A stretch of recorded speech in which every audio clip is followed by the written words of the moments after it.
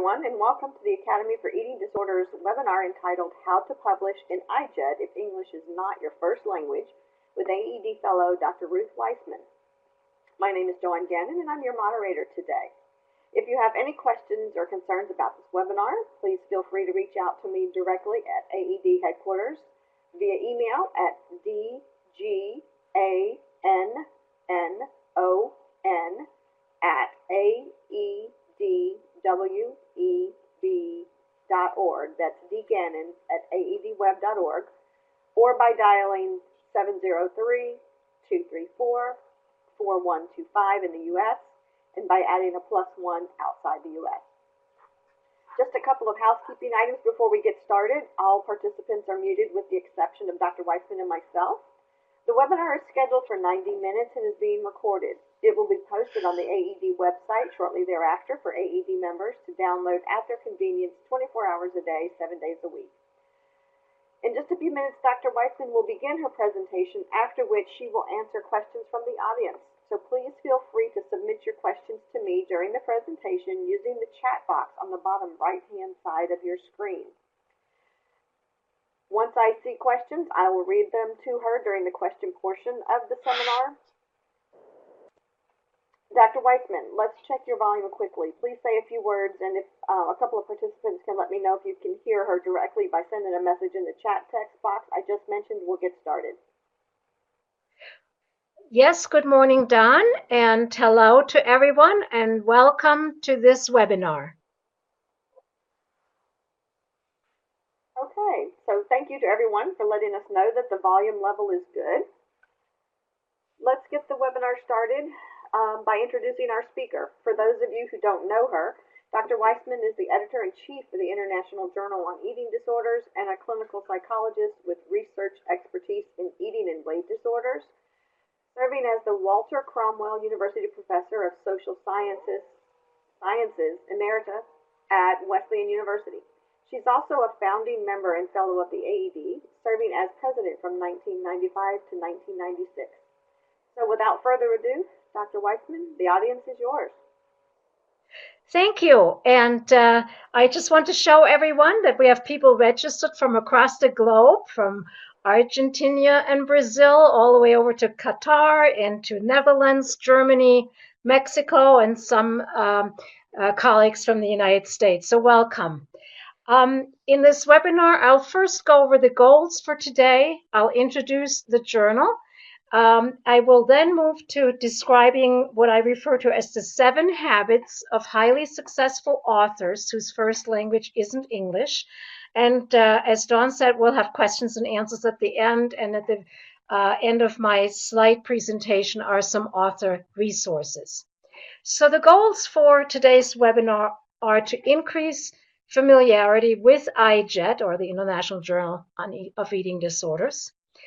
The second goal is to offer practical tips based on commonly encountered scenarios in manuscripts we receive from authors whose first language is not English. So I have made an effort to find real-world examples of the kinds of issues that arise from this particular group of authors. And the third goal is to encourage you to submit to the IJED. I will focus on challenges uniquely or primarily encountered due to language issues. And today's webinar will not offer a more basic tutorial on how to prepare a scientific manuscript, because there are extensive resources available for authors who've never submitted a scientific paper and would like to have guidance on how to get started. So firstly, let me introduce the journal to you. As Dawn said, I am the editor-in-chief. I'm Professor Emerita, and I have my undergraduate degree from the Eberhard Karls Universität in Tübingen, Germany. I am bilingual. English is not my first language, and in fact, I used to be trilingual, but unfortunately forgot most of my French. I am calling in today, or holding this webinar, in the state of Montana. And if you had a flyover, you would find my home right there. I am very grateful that the journal has, in addition to myself, 5 associate editors. It's an international group. Guido Frank is responsible for neuroscience papers. Kelly Klump manages review papers. Jenny Thomas does work on studies on cultural issues. Glenn Waller manages case reports, and Tracy Wade assists with work that comes in that has to do with treatment and prevention. The IJED's mission is to advance scientific knowledge needed for understanding, treating, and preventing eating disorders. And our scope is any manuscripts you wish to submit that focus on theory, methodology, etiology, clinical practice, prevention, and policy related to eating and weight disorders. We also welcome and receive papers on body image, healthy eating, and obesity insofar as these topics relate to our journal's mission. So if they connect back to the question of how does this particular work advance our understanding of eating and weight disorders. We are the leading journal in the field with an impact factor of about 3.6. Now, this graphic just gives you an overview of the review process, and for many of you, there is no surprise here. I just want to comment on the very first step from author submission to the article being assessed by the editor. Like most scientific journals, there is an initial screening taking place at that stage, and some manuscripts are rejected right at that point.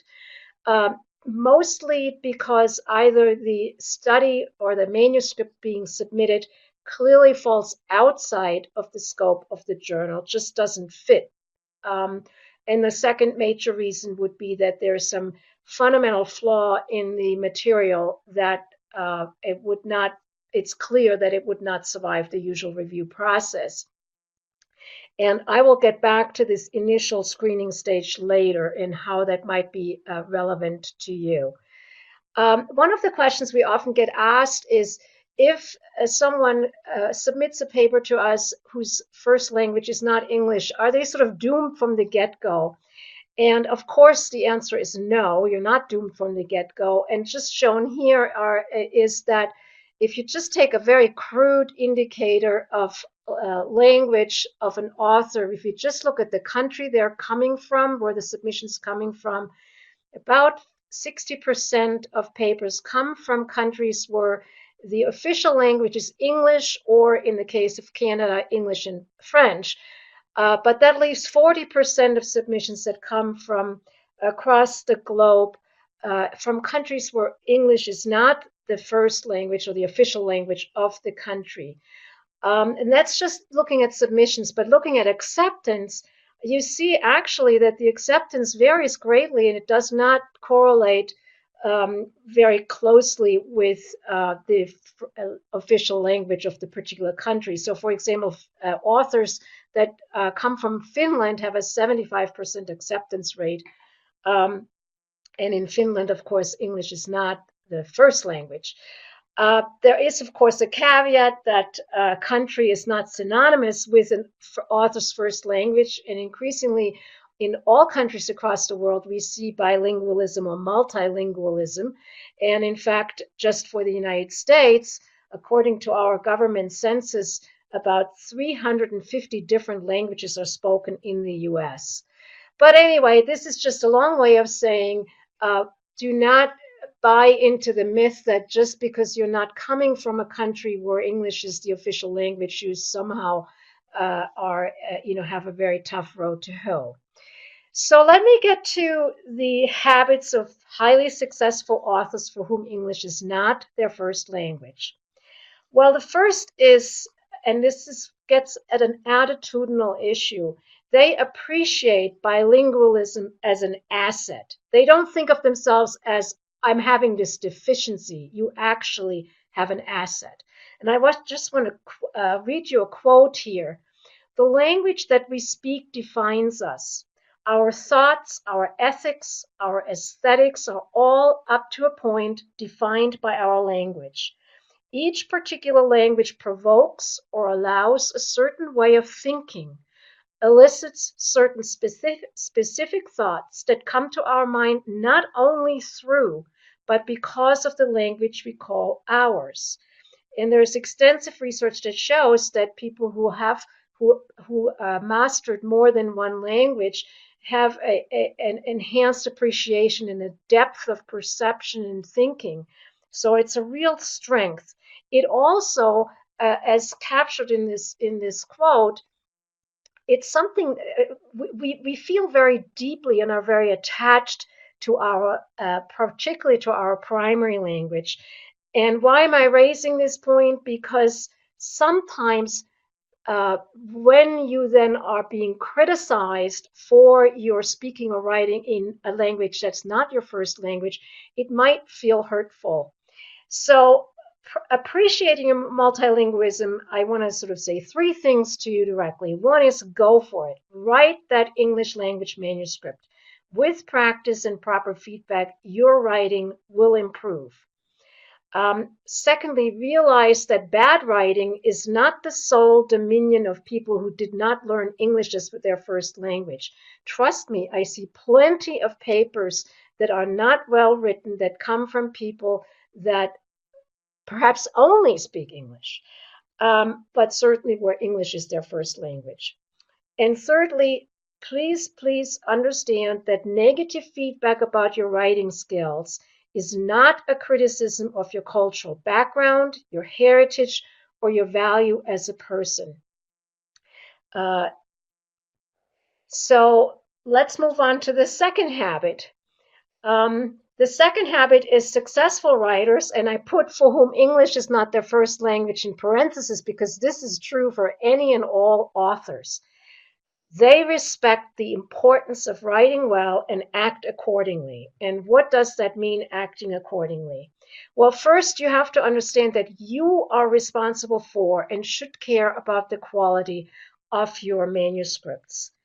And I showed you that flow chart of the submission and review cycle. Well, at step one, if an editor sees a poorly put together, poorly written, typographical errors, and so forth manuscript, the editor's interest is to protect the reviewer's time. And if the editor feels that a given manuscript is going to fail, the editor will not send it out for review because reviewers are volunteers. The time is extremely precious, and we don't want to tire them out or get them disgruntled by sending work where it's just clear the author hasn't put the care in that they should. So being very careful about what you submit is very important to make it through the first hump. Secondly, reviewers, even if it's strong science, reviewers may perceive poorly written manuscripts as a sign of sloppy science. So if the manuscript is not well organized, if the writing feels like first draft quality, it evokes in the reviewer a sense that maybe this person does not approach their work more generally with rigor. So again, it conveys something that may be wrong, but that you as an author need to watch for.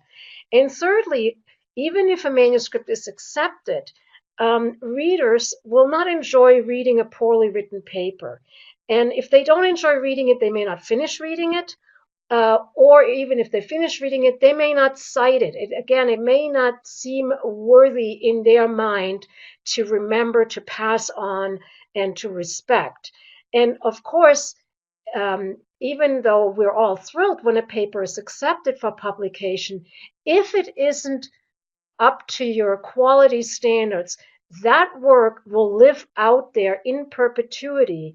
And, a year from now, 3 years from now, 5 years from now, you might open that old journal and say, oh my goodness, I wish I had spent more time on this because this is not, I don't want this work to, if people think that this reflects on me. So there's all these reasons for why it's really important to work on one's writing, and it's a habit and a skill that needs continuous attention. So you need to realize that even the most brilliant research is useless if you cannot convey the why, what, how, or implications of your work. So allocate ample time for writing, revise your manuscript multiple times, and solicit expert feedback. Even the most accomplished authors, people that have 200 papers to their name, typically share their work with someone else who understands the field and the methodology to solicit feedback, because when we get really close into something, to us, it makes total sense. You know, your work lives in your head and you say, oh, of course, it's all crystal clear. It may be crystal clear to you, but you may not realize that something is lost literally or figuratively in translation. So you might say, well, what characterizes a well-written scientific paper? And the three aspects I want to just briefly mention. One is clarity. The second is conciseness.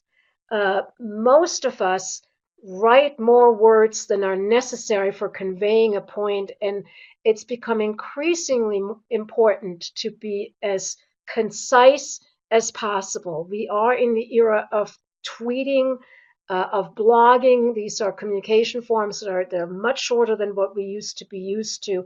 And you see that also in scientific writing, that there's a real push for being very brief, but concise doesn't mean leaving stuff out. It means saying it with as few words as you can, yet still saying everything that needs to be said. And of course, a well-written paper is accurate and specific. It doesn't just use general words that are very broad and ill-defined. It tries to be very precise and accurate. Just to give you a true example of something that I just recently read that reflects the lack of clarity. I quote, "Our study found that the psychological problems of adolescents with an eating disorder showed the characteristics of complexity and diversity, while social problems were the majority." This was in the abstract, and I read that sentence and I went, oh my gosh, I have no idea what this person is talking about. Here's another example. In terms of clinical implications, the results support the use of the DSM-5 in classification of eating disorders in children and adolescents. That's a very clear sentence, no problem with it. Then the author goes on to write, first, it is likely to lead to more specified rather than unspecified diagnoses of eating disorders, which allows clinicians to draw on scholarly work on treatment to aid in treatment planning and avoids the problem that generalists, health professionals, and parents may perceive an unspecified diagnosis as less severe and act with less urgency. You can probably tell, even from the difficulty I had reading this, that this is not a clear statement. There's too much packed into it. The sentence is too complex. It should have been broken down into multiple and shorter sentences, with each sentence expressing one idea. So the point that's being made here is that the DSM-5 is an improvement over earlier versions, because it leads to more specified disorders rather than unspecified. And then the point, and that should have been said first, and then explained how that might help clinicians and how that might help parents and so forth, why this is important. Still on the topic of complexity and length, a very common thing we see in writing, and again, not just of authors whose first language isn't English. We see this more broadly, and everyone can work on improving this. On the left, you see sentence samples that have filler words that are needlessly wordy. For example, there was hardly any crossover from anorexia nervosa to binge eating disorder. You could just say crossover from anorexia nervosa to binge eating disorder was rare. Or at the present time, no study has examined, could just be to date, no study has examined. Our research is a unique study examining, well, by definition, a study is research, so there's already duplication of concepts that's not needed, and it reads awkwardly. So you could say, for example, ours is the first study to examine. Or, as for the interpretation of the results, some limitations of the study must be considered. It is not necessary to remind the reader in the discussion section that you're now interpreting the results. So you could drop that whole beginning sentence and just say several study limitations must be considered.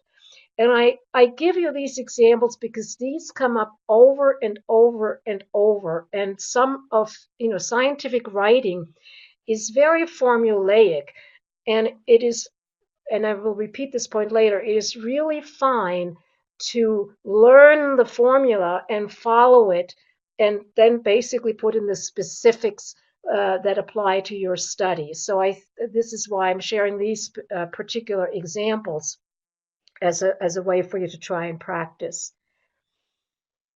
Okay, so then the third habit, successful writers start where they are and they build up from there. So the people I've spoken to, and I told you I'm bilingual, I started out, and so do many of my colleagues for whom English is not the first language, to write the first draft in the language you know best. Once you're really steeped into the second or third language of whatever language you're writing, and you can skip that step. But if you feel you're still very uncertain, it's probably best to write your whole paper in the language you're most comfortable in, so that you get the science and the organization and the conciseness and all of that worked out, and then translate your best language draft into English. I also strongly recommend that you share your draft with an experienced colleague, that you consider a reputable translation service if your language skills are still quite in the early phase, and that from the outset of your research that you consider involving a collaborator with excellent English writing skills. Related is another habit, which is that successful authors write with a clear understanding of the goals of scientific research and how those goals are reflected in the core components of a scientific paper. So you need, firstly, to build the case for your study, and you do this in the introduction. Why is your research question important? Why should the reader care? Secondly, you accurately and specifically describe methods and procedures to ensure reproducibility of your findings. So in your methods section, it needs to be comprehensive and specific, because, as you know, the overall goal of science is to advance knowledge, and the scientific method involves other people being able to test and check on whether your work is actually reproducible as opposed to just a chance finding. And if we're not clear in methods, then other colleagues cannot undertake that task. Thirdly, you need to describe your results in light of the study aims and hypotheses.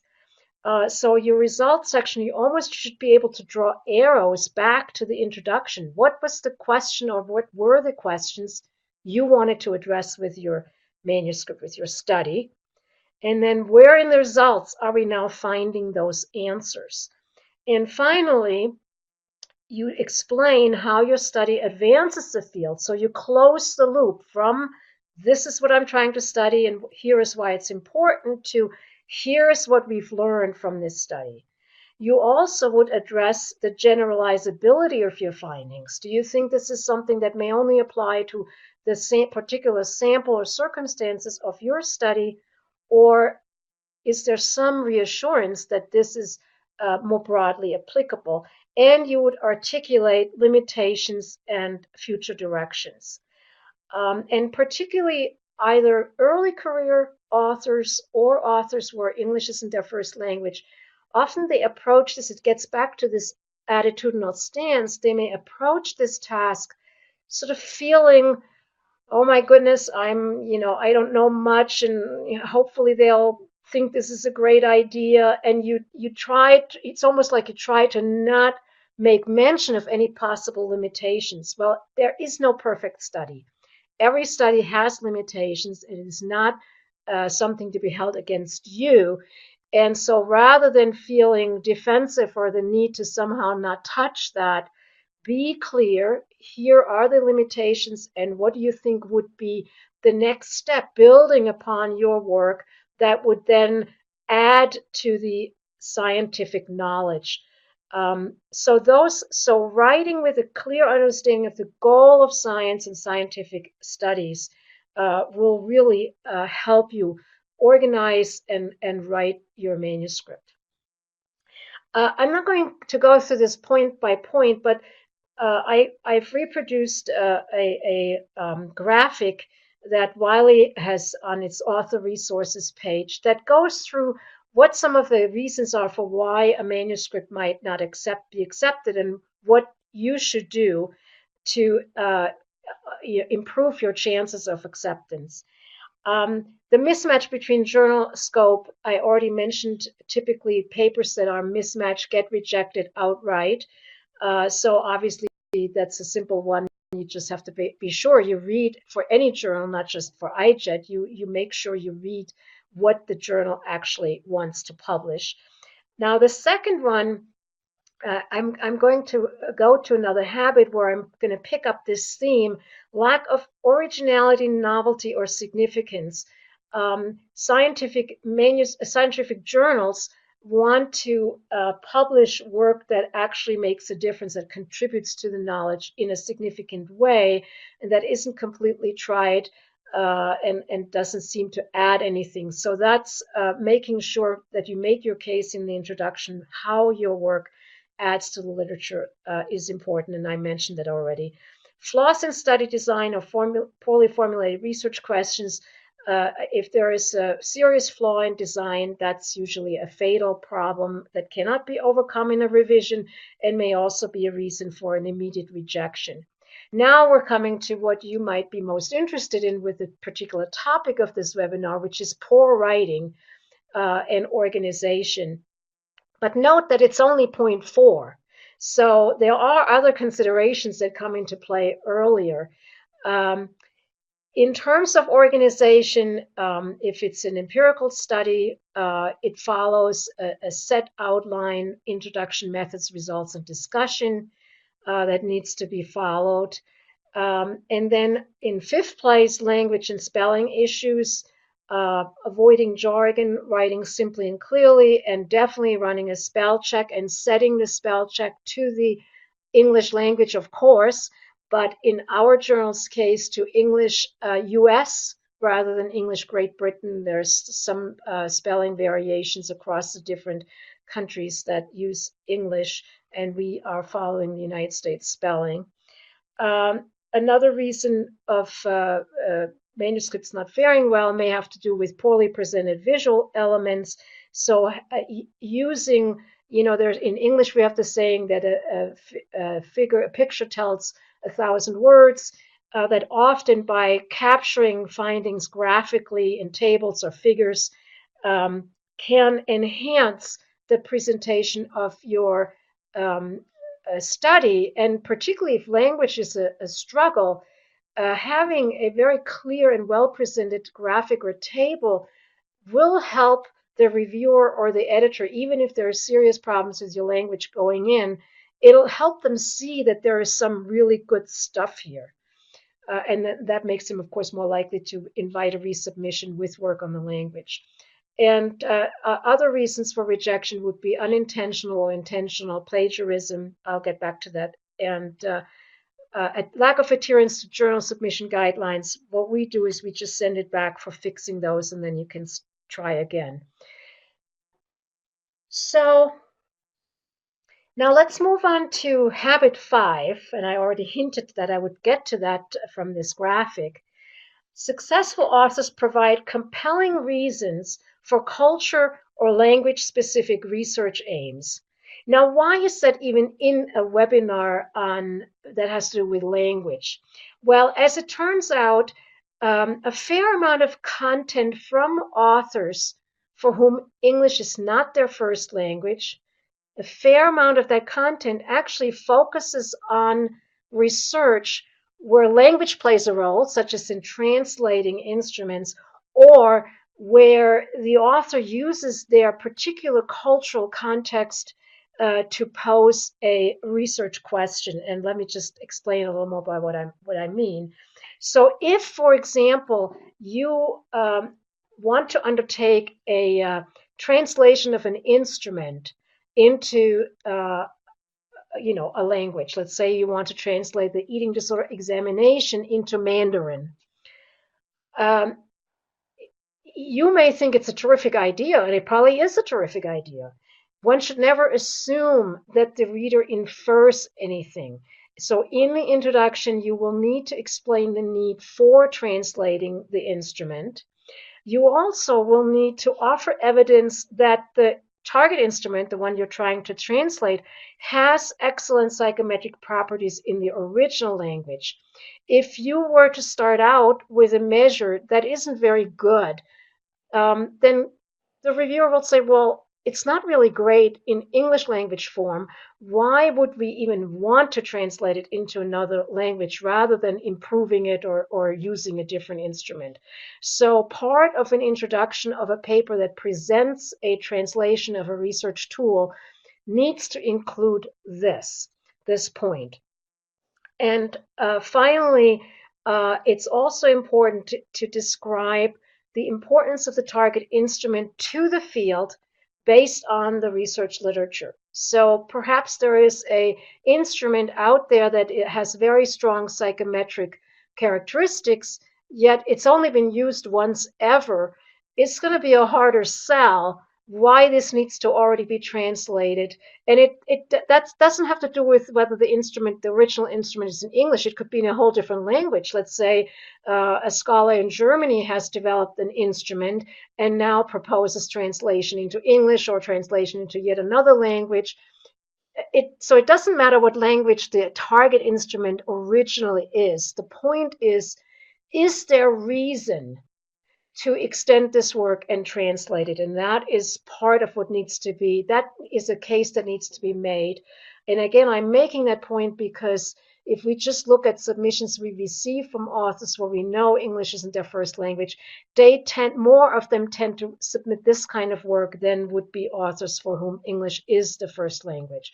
And just to give you a wonderful example, a positive example by Santazzini, that you can look up this particular paper where they undertook a validation of the eating disorders examination questionnaire in Mexican women, and you can read the introduction and judge for yourself whether you are convinced that they did an adequate job addressing the points that I just made.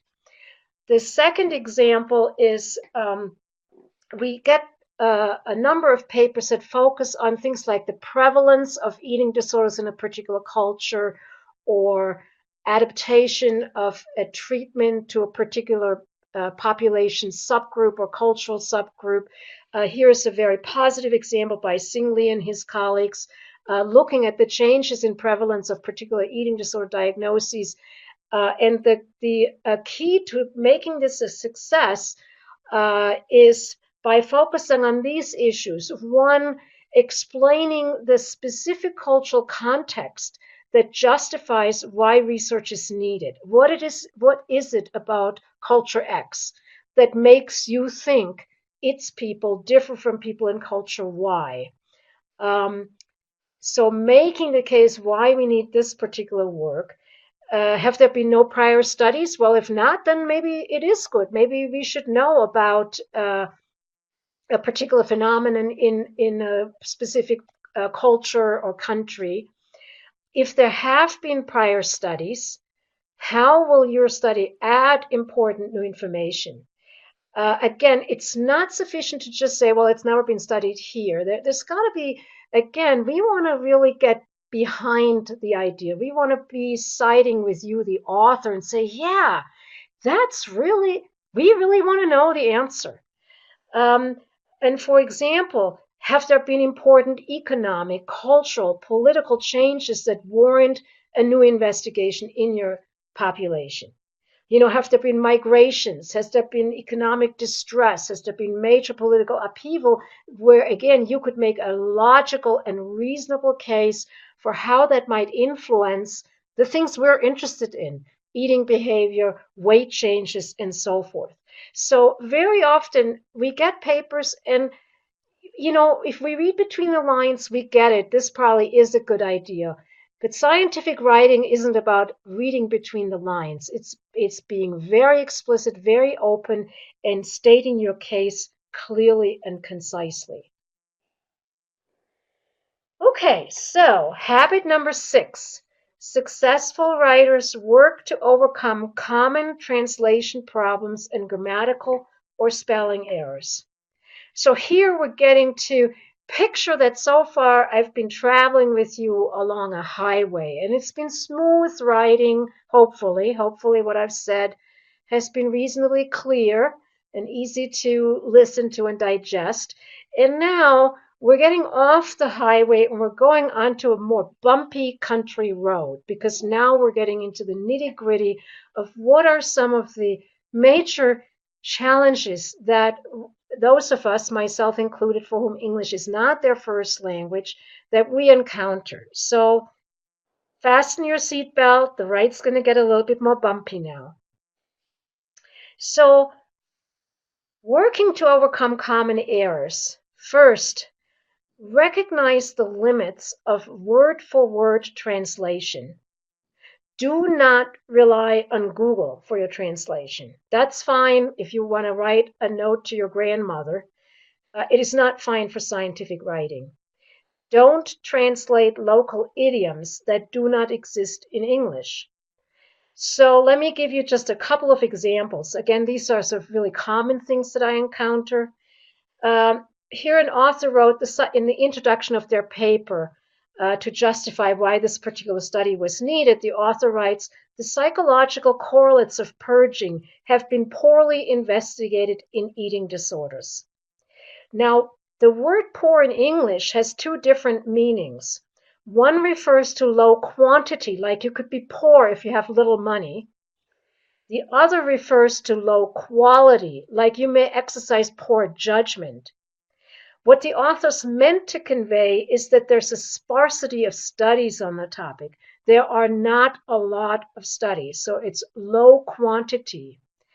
Now, the author could have meant that there is poor quality, and then the sentence would have been fine, except in the examples that the author provided, it had nothing to do with quality. It was clear that it was the amount, the quantity. And by the way, just as an aside, very often, of course, we build our research goals based on limitations of prior studies.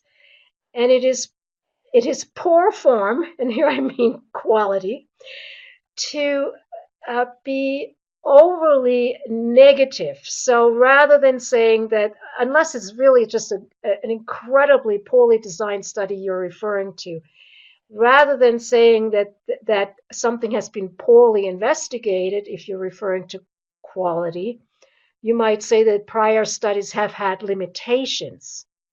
It's a much more humble and respectful way of making mention of what the gaps are in the literature, or where your methodology might be better and improve upon previous work.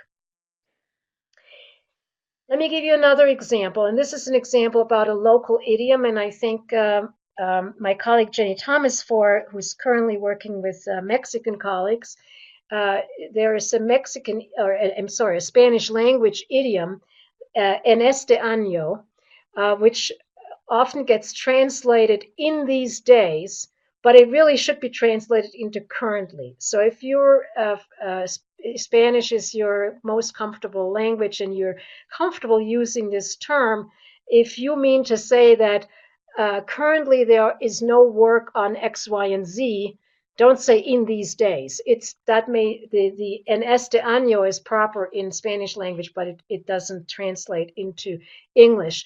And if we were sitting around a table here, I could now invite you and say, give me some examples of idioms that you have in your language that you would use if you were to write in your primary language, and then we could discuss whether that can or cannot be translated into English.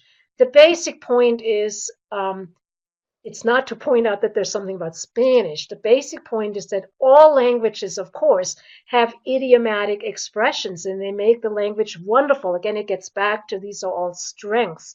It's just when we translate, some of this does not translate and we may not realize that.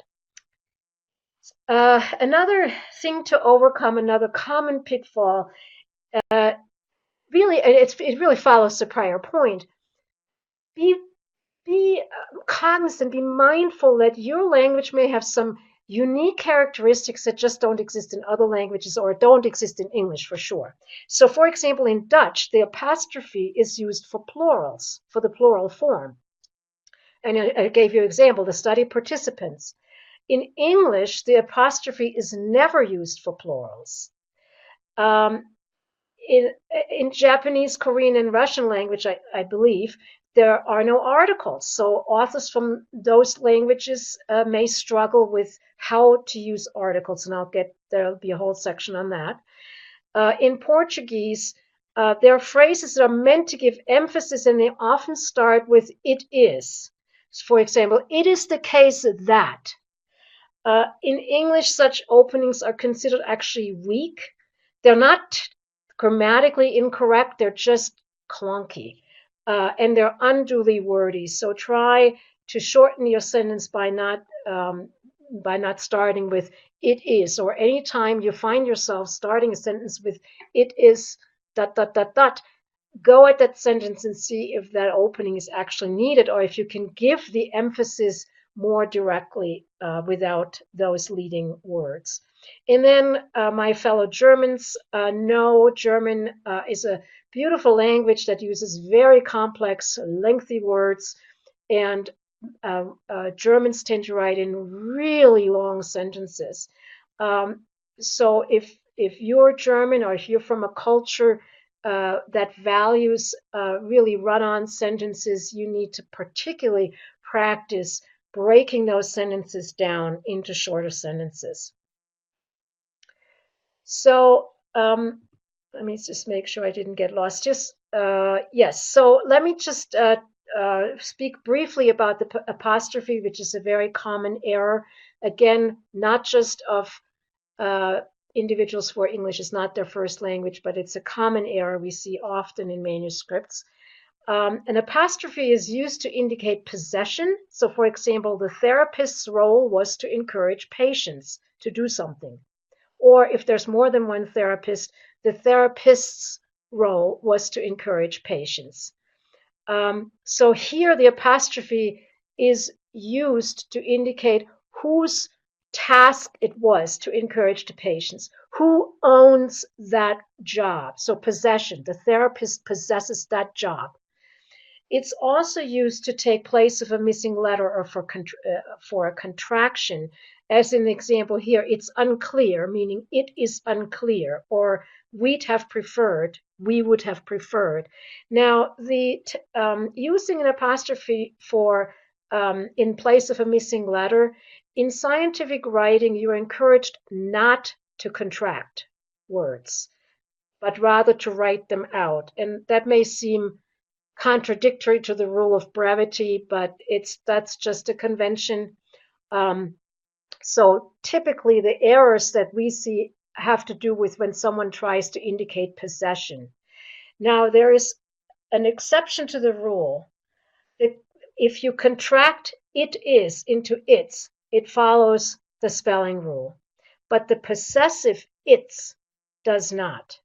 So don't use an apostrophe when using "its" to indicate possession. For example, the EDE is widely used in the field of eating disorders. Its psychometric properties have been examined extensively. So "its" here refers back to the EDE. So that's, again, the little word "its" is misspelled quite a bit, and it changes, as you can see, it changes the meaning of the sentence. So it's not just a spelling error, but it really gets at the meaning of a text. Another common challenge for writers is using the proper tense. I'm using a quote from Bob Dylan, "The times, they are a-changing."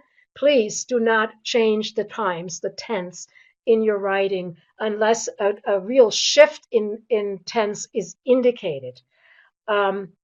So choose the right tense and then stick with it. And much of your manuscript will be in past tense. There, of course, are sections. Let's say you're talking about what future research should do. Obviously, you don't write that in past tense. But much of the body of the text and much of the abstract typically is in past tense. So to get further on our bumpy road and into the weeds a little bit, the English language has 4 past tenses. There is the past simple, and the example would be, we recruited 24 patients with bulimia nervosa. That's probably the most common past form that you would use. Then there's past continuous. So if something was going on for a while in the past. So at the time of the study, the patients were being treated at the Center for Eternal Happiness. There is also past perfect, using a protocol we had developed in collaboration with. So you're referring back to the past that's completed. And then there's the past perfect continuous. Prior to this study, we had been recruiting patients at the local university hospital. So at the time of the study, patients were being treated at the Center for Eternal Happiness. Prior to this study, so in the farther past, we had been recruiting patients at the local university hospital. Both these continuous forms indicate that something was going on for a while. So as you review your written work, once you've written your draft and you go sentence by sentence, find the verbs, find the tense you're in, and ask yourself, where am I? Where in the past am I? And am I applying it correctly? Now here's an example of authors switching between present and past tense. Quote, it has been suggested that a strong link exists between obesity and binge eating. Now, in this opening sentence, I'm just giving you the background. There's nothing technically wrong, although it could be said shorter, but the tense is perfectly fine. So something has happened. Someone has suggested something. Now we go on. While binge eating was regarded as a risk factor for obesity in childhood and adolescence, reciprocally, overweight and obesity may also increase the risk for binge eating, as binge eating was more likely to be associated with populations with excess weight. The author switches back between past tense and present tense in this sentence that I've highlighted here, which gets confusing. It makes it hard to follow the sentence and figure out what's going on. And it is also an example of an unduly wordy sentence. Yet another common problem is the use of articles in English, and we are now really in a very bumpy terrain. It's very, very detailed. So firstly, just to get back to basic grammar, an article is a word used to modify a noun, so a person, a concept, a place, a thing, an idea. English has one definite article, the, and 2 versions of an indefinite article, a or an. So when you're using articles, particularly when you come from cultures from when your language you're most comfortable with has different, either no articles altogether or different ways of managing articles, first ask yourself, is the noun you're using a, quote, count noun or a non-count noun in the context of your sentence? I'll get back to that in a minute. And ask yourself, do I use a definite or an indefinite article? So what do I mean by that? So an uncount noun cannot have a number in front of it. It cannot be made plural. For example, the concept of consent, fidelity, or information. A count noun can have a number in front of it. And some nouns can be either count nouns or uncount nouns, depending on the context. So the article used in English for count nouns is always use an article for singular count nouns. So for example, we conducted an experiment. So experiment is a singular count noun. You could count, you could do more than one experiment. You can count them. Use an article for plural count nouns unless you mean to describe any or all of that thing. So let me show you two examples of this point. Let's say in your method section, you say the 3 experiments were conducted over a period of 2 weeks. So we can tell from this sentence that you are not referring to generically the method of experimentation, but rather you're referring to specific experiments that were part of your study. As opposed to saying 3 experiments were conducted, if you say that, now you're referring to experiments more generically speaking. You're not referring to some specific experiment or sets of experiments. When you have an uncount noun, never use a or n in front of an uncount noun.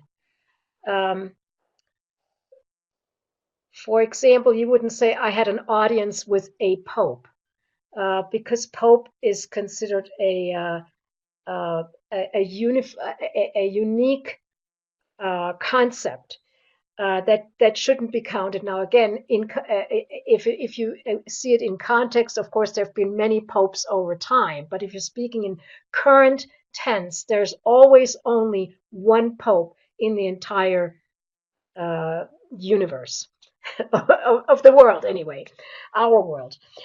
You do not use the in front of an uncount noun unless you mean to describe a particular example of that thing. And I just gave you with the experiment was one example, but let me give you another set of examples here. A survey was used to gather information about provider bias. You note here that information does not have a or n. In this context, it's an uncount noun. A survey was used to gather information about provider bias. But now we go on to say we shared the information with our staff members. Now you're referring to something specific. You're referring to the information you have gathered, and you're giving feedback about that. Now, a couple words about the indefinite articles a or n. So definite was the, and indefinite a or n. So you use a or n in front of a noun when referring to something not specifically known to the reader or not yet introduced in your manuscript. So let me give you an example. A comprehensive assessment was administered at baseline and included the Beck Depression Inventory, the blah, blah, blah, you list the other instruments. So you're introducing basically what the assessment was with a comprehensive assessment. So it's not specific yet, it's indefinite. Now that you've told us about it, now we know about what you're talking about, and now you can say the assessment was repeated at 12 weeks post-randomization. So when it's not yet known to the reader, you use a or an, and when it's known to the reader, then you use the specific definite article the. Now, the difference between just using the letter a or an or an, you use an when the noun begins with a vowel sound when pronounced. So here is from a method section. Blood was drawn an hour after the test meal. So you need, because hour, the H is not pronounced in English, you need an as opposed to a. Then the author might go on to say blood was drawn after a 30-minute break. The 30 doesn't start with a vowel sound, so now you can just use the simple a. And I've given you on the slide some of the source, so you can read. There's extensive materials that you can read in terms of these grammatical points. And then back to the definite article. Now you should basically already be able to articulate that just from what I've gone through, but I want to just rework this point now for the definite article. You use the in front of a noun, singular or plural, when the noun is particular or specific. That means when referring to something unique or already known to the reader because you referred to it earlier in your manuscript. So An example of unique would be this webinar is offered by the Academy for Eating Disorders. There's only one, to my knowledge, only one organization by that name. Or our assessment included 3 questionnaires, the EAT, the EDI, and the Beck Depression Inventory. These are all unique instruments, specific, and therefore are all preceded by the. So let's go on to something other than articles. Another area of challenge for some writers is to correctly describe comparisons. So comparative adjectives describe how 2 or more things or concepts or people and so forth are alike or different. And so shown in this graphic below, these different girls or women are shorter or taller, so they differ in height. So you use a comparative adjective to describe those differences. And of course, lots of your research papers will invoke comparisons. If you're randomizing into different treatment groups, you would compare those groups. Or if you have a population that has an eating disorder and you compare them to a population that does not, again, you're invoking comparison. Superlative adjectives describe the upper or lower limit of a quality of a thing. So they would say, who's tallest, shortest. So now you're picking out the extreme. And there are, I could speak for an hour and I will not because I'll lose everybody. Comparative adjectives in English, the grammar is rather complicated, but there's extensive examples of how to make comparisons correctly. And I've given you a couple of links. And it doesn't take long once you read a bunch of these examples. It actually gets easy quite quickly. So I don't mean to discourage you, but it would take me a long time to work through all of the different iterations. So I won't take up all of our time with that. But the only quick thing that I do want to mention, and this is actually more a matter of disciplining yourself than complicated grammar, often we see comparisons described where it feels like the person isn't even comparing apples to apples and oranges to oranges. So always be clear when you're invoking comparison words like, smaller than, as tall as. Make sure that you're actually tracking what you're comparing and that the 2 are comparable. And also, often authors shorten their comparison sentences, and it's better to spell out the comparison explicitly. So in the example here, patients in the family therapy group gained weight faster. There may be contexts where the meaning is crystal clear, but more often than not, it is better to repeat what you actually compared the patients in the family therapy group to. So patients in the family therapy group gained weight faster than patients in the supportive therapy group would be an example where you're comparing apples with apples, to one therapy group to another therapy group. And the other common error still in the comparison section is this is very difficult for early language learners, and then it becomes very easy.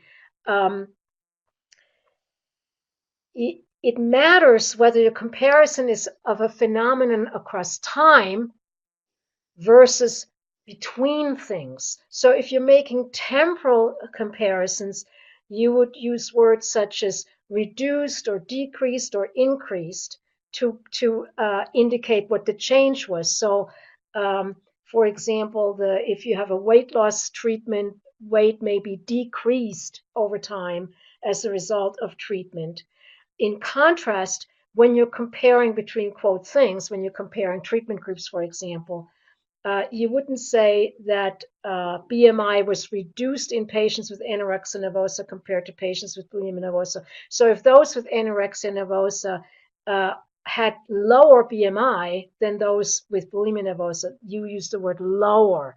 Reduced always means that something has changed over time. And that very often people get that confused. Okay, so I'm coming to the final habit, And that is that successful authors learn from successful examples, but also respect copyright.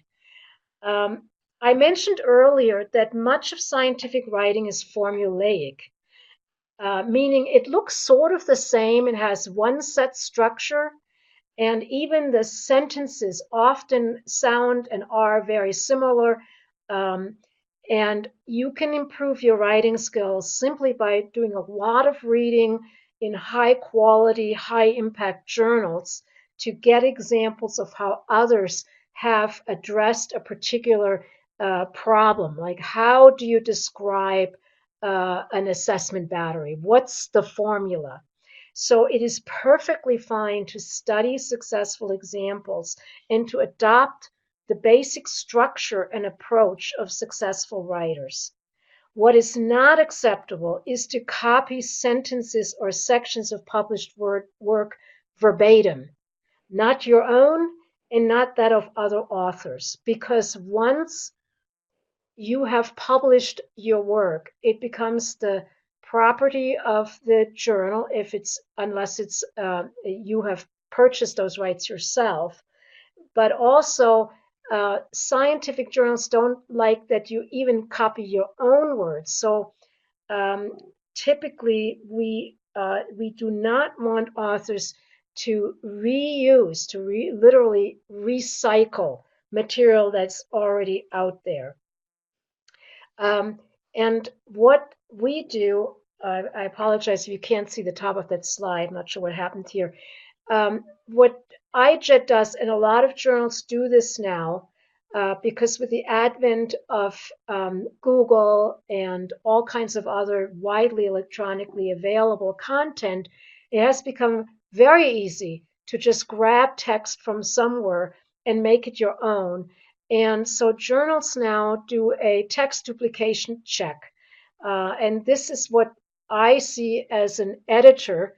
It's a software that literally scans databases for text fragments or sentences and then flags text that is identical to the text in your manuscript. And how it's flagged and what it looks like to me is what you see on the right-hand side in the screen, and it literally calculates an index of the percent of text that is duplicated from other sources. There's no particular threshold where we'd say, oh, this is problematic. There's not a specific threshold, but the higher the percentage, the more likely it is that there is text duplication that is just more than is acceptable. If there are certain stock phrases that can be repeated over and over because there's only so many ways you can say we recruited patients from. Well, we recruited patients from is going to appear in thousands upon thousands of manuscripts, and that's not a problem. The problem arises if you take specific, unique content and make it your own or copy it from your own prior work.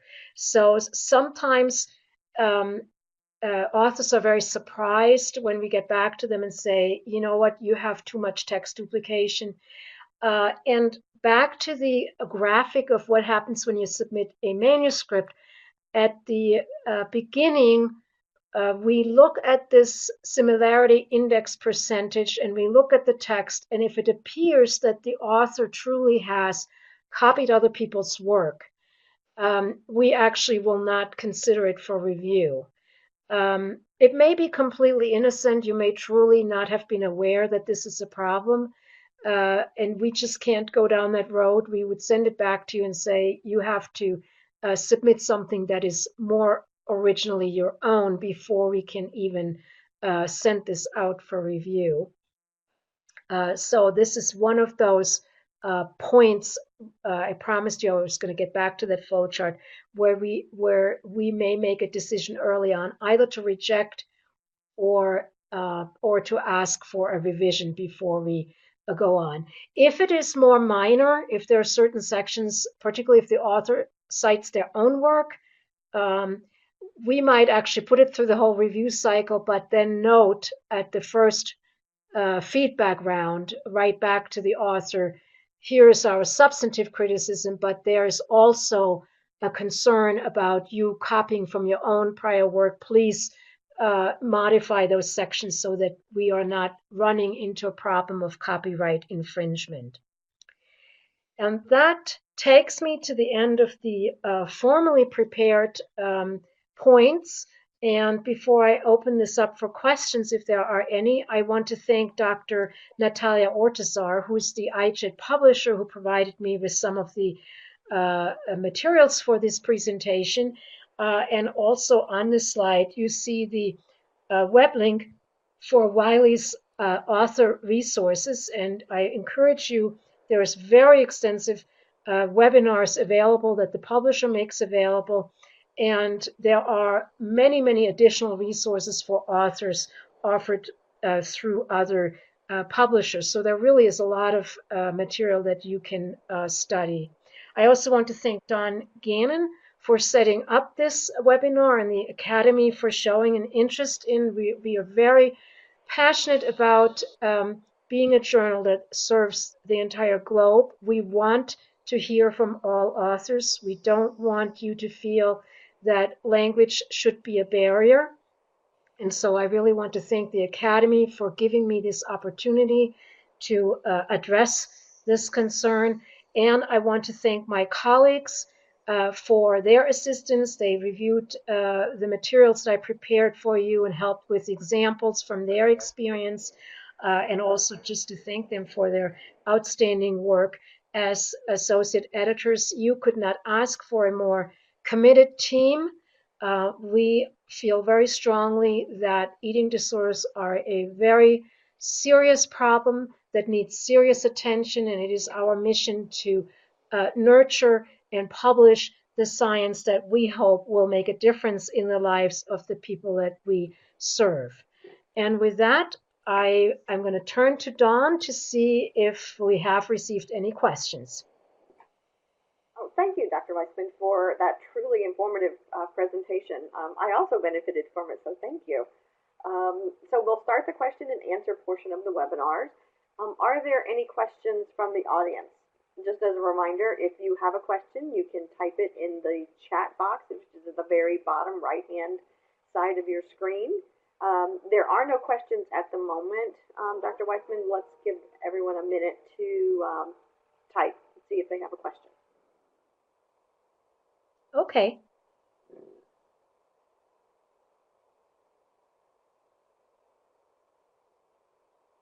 We do. A question is coming. Okay, wonderful.